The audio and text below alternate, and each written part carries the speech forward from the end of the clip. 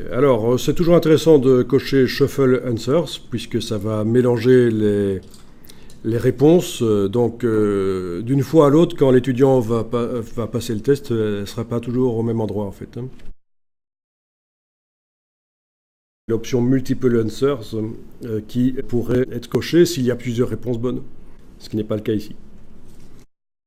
Donc, dès qu'on coche Multiple Answers, on peut cocher plusieurs bonnes réponses.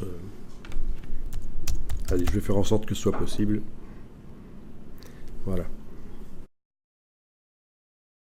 Le partial score, c'est pour indiquer qu'on accepte que toutes les bonnes réponses ne soient pas cochées.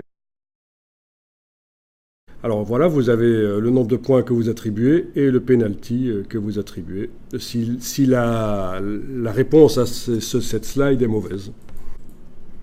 Alors vous avez des feedbacks. On va voir qu'on peut prédéterminer les phrases. D'abord, je vais sauvegarder le projet ici. Et on va aller voir dans les préférences les réglages des feedbacks, des quiz. Alors je ne garantis pas, c'est peut-être pour les slides suivantes qui seront créées. Pour celle-ci, je ne garantis pas que ça va mettre à jour directement les phrases. Donc préférences, quiz. Alors pour les quiz, vous avez les default labels. Voilà. Donc quel message dans le cas où c'est correct? Je vais indiquer bravo, tu as. Ok. En cas de mauvaise réponse.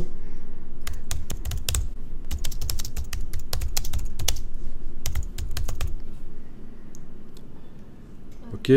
En cas de message qui dit de réessayer, ça c'est dans le cas où on donne plusieurs essais possibles pour des questions très complexes avec plein de réponses possibles.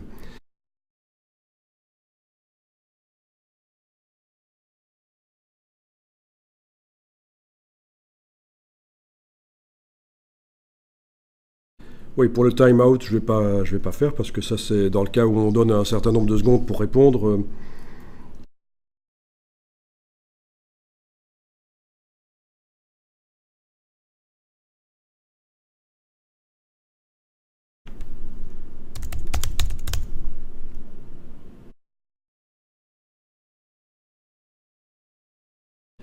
Alors pour la remise à zéro, oui, parce que parfois il faut qu'il puisse remettre à zéro pour réessayer avant de soumettre.